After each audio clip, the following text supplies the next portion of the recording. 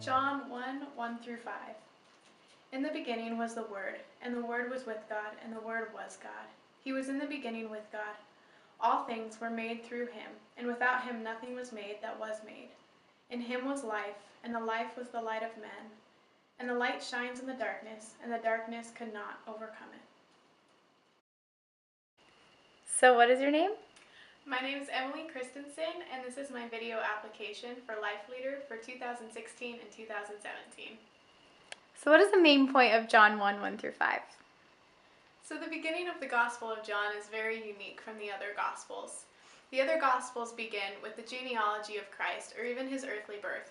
But John, on the other hand, begins his Gospel with the account of Jesus' life at creation.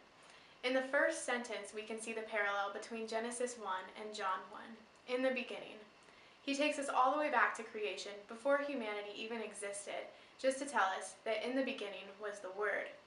When God spoke creation into existence, Jesus was the Word that came out of his mouth, and he created everything that the Father willed him to create by the power of the Holy Spirit. Everything that was made through Jesus Christ. It was the will of the Father, the power of the Son, and the power of the Holy Spirit. Jesus existed with God in the beginning. Even though we can't fully wrap our minds around the Trinity, we know that it existed then and it exists now.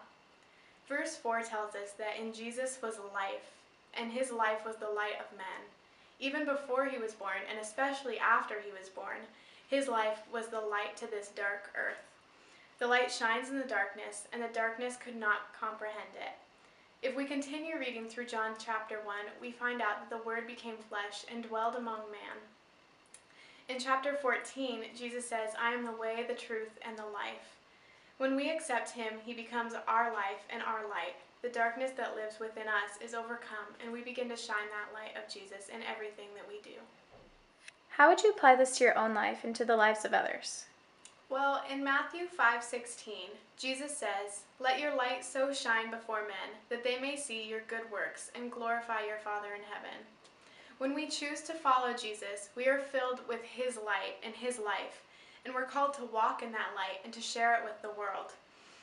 We do this by serving the church and by serving others, and just in every little thing that we do every day. Especially in fellowship and relationship with others, we can share that light. Even if it's just a simple smile, we're still sharing the light that Jesus has been in us. When he died on the cross and he was the light of the world, he claimed the victory. And we have that victory too now if we choose to walk in him and in his light. So that's how I would apply it to my life and to somebody else's life.